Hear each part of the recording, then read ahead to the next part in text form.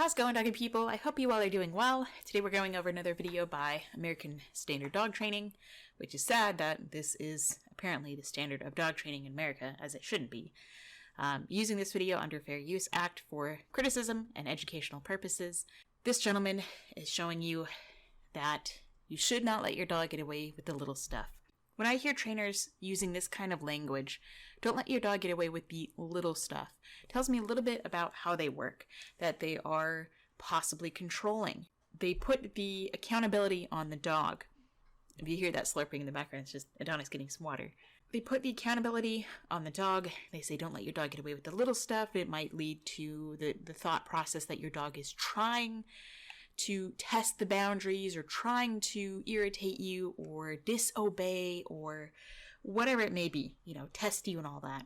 So for me, I don't care about the little things. I mean, yes, little things can add to big things, but it's really about priorities. Everybody has different priorities, and mine are certainly, very different from his. This unit goes from 0 to 100, just like the leash we say goes from 1 through 10. Yeah. The higher his motor is, the more brakes you need. So this is just a brake and a gas. So first off, a few things to think about when he talks there is that this goes through from 1 to 100, meaning the shock collar, the e-collar, e-collar technologies, whatever. That's very high if you can go all the way up to 100. If anybody uses it above 20, using it up to 100, I don't know why it has that many levels. Number two is that when he talks about the leash correction, the way he uses his hands, More brakes you need. So this is just a brake. Like the leash we say goes from 1 through 10. Yeah. The higher. so when he uses his hands and he kind of smacks them down in that fashion, shows me, yeah, you're going to use a lot of pressure to correct a dog with a leash. He talks about it being the gas and the brakes. If you need to use this on any level on a dog as brakes, then you probably shouldn't have your dog off leash. Your dog is not ready to be off leash. This looks like a young puppy. Looks like a Corso. Beautiful dog. Cute little t-shirt. Maybe a jersey. I don't know, for their favorite team. Don't like that its ears are cropped off and its tail is docked. I'm not saying anybody here did that. A lot of times the breeders, you pick up your dog from a breeder and they're already like this. I think they look wonderful with their ears and their tail. That's beside the point. But the thing that you think about it as being the brakes and the gas, that can be very confusing to the dog.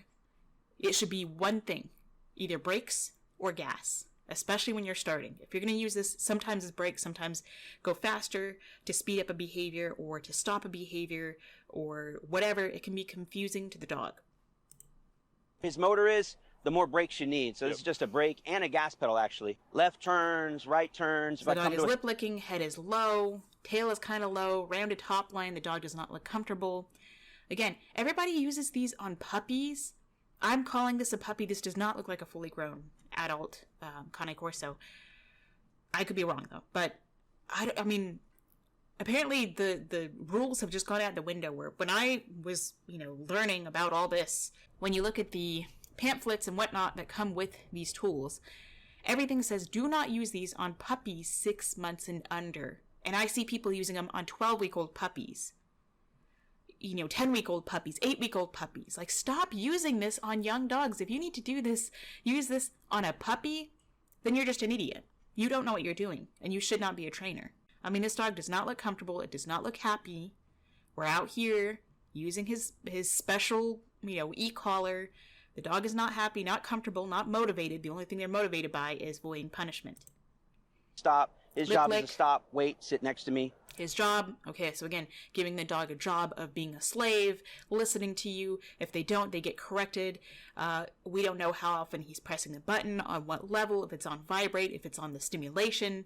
When I give a dog a job, I allow them to sniff. I allow them to be a dog. I allow them to hunt for fun little Easter eggs of treats and toys and go, chasing a flirt pole or chasing something that, you have a bag on a string and you kind of run it up and down a little wire here. That's a job for a dog. This is not. This dog does not care. They have that big, wide spatulate tongue. This puppy looks very stressed. He sits. That's great. If I want him to heel. Wow, good boy. That's all he gets is a pat on the head that he really doesn't even care about. That's his reward. I like to touch his nose, release the parking brake. Okay. Now, this is something that I am absolutely just floored by. The fact that to release the sit, stay, the whatever, the heel, he touches the dog on the nose with the back of his hand. And I'm going to say smack a couple times here, which he's not physically trying to hit the dog, but to the dog, you will see, begins to show avoidance behavior of his hand, becomes hand shy.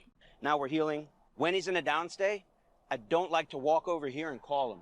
Yeah. Okay, so I can say that's kind of a good point. I like to practice both, where I call them from the downstay or I come back and release them. You could teach them either way, but if you only ever call them from the downstay, then the dog learns that. It can make it more difficult for the dog to learn that, oh, you can also return to them and leave again, and they still stay there. Okay, so we see here the dog's tongue is out on the side. I talk a lot about, a dog's floppy tongue is like a wet saddle blanket, in my opinion. I work with horses, and I use a lot of the sayings they do with horses, where basically with a horse you can get a wet saddle blanket one of two ways.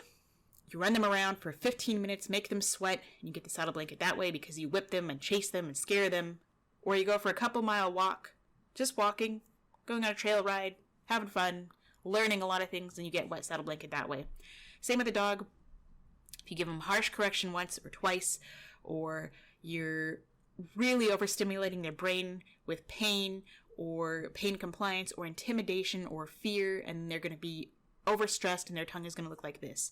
Or they've been running around for 20 minutes, chasing balls and going after everything, going for an afternoon, and they're really, really tired this way. I don't think this dog has been running around.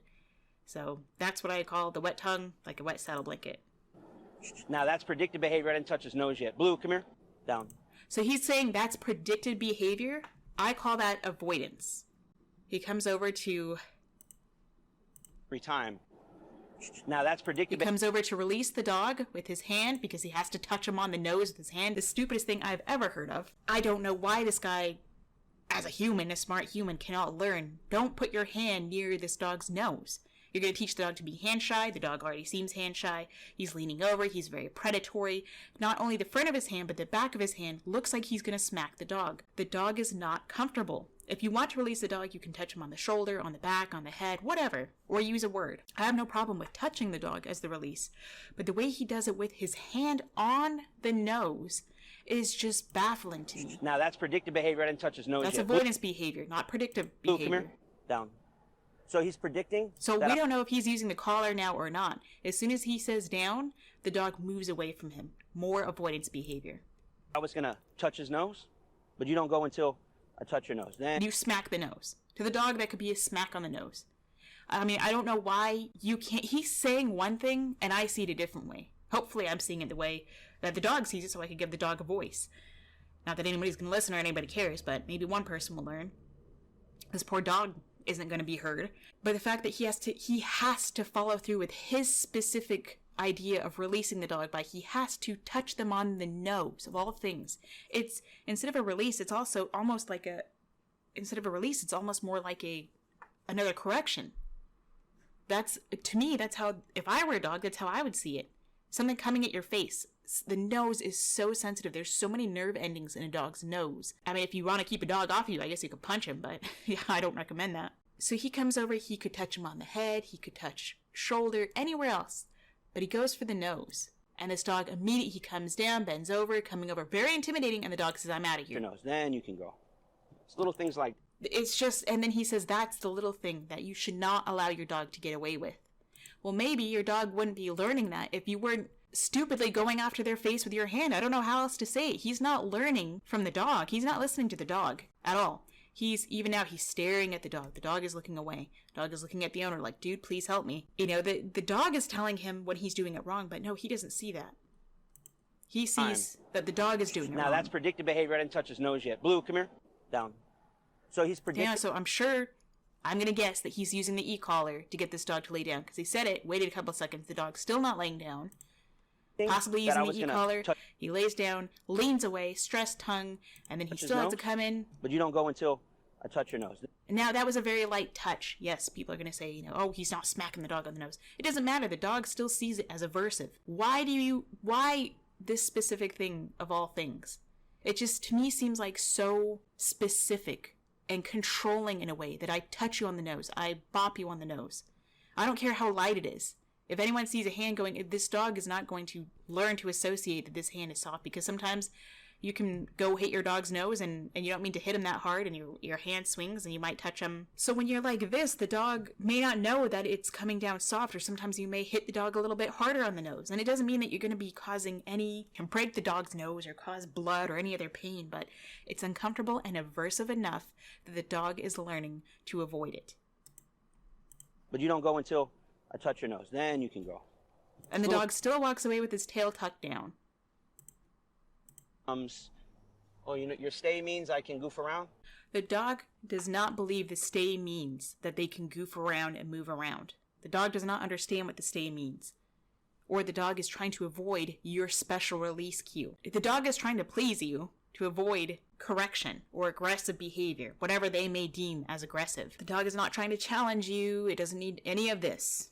So that's just my 2 cents on the video. This is just what I see from the dog's point of view versus what he's, telling you. So I don't think any of this is necessary. Just giving you my 2 cents. So, anybody out there is able to learn something from this, maybe what to avoid, if anything. At least please don't release your dog by touching them on the nose like this. I mean, feel free, but if you do, then you can easily cause your dog to learn to avoid hands, try to bite someday, and then the dog will be blamed for being aggressive, even though this is just a stupid method to release them. Or who knows what else the dog could learn. That's my 2 cents. Hope you all enjoyed it. Let me know what you'd like to see next time. Subscribe if you want to subscribe, and don't subscribe if you don't want to. If you liked it, like the video. If you disliked it, dislike the video. And until next time, stay positive.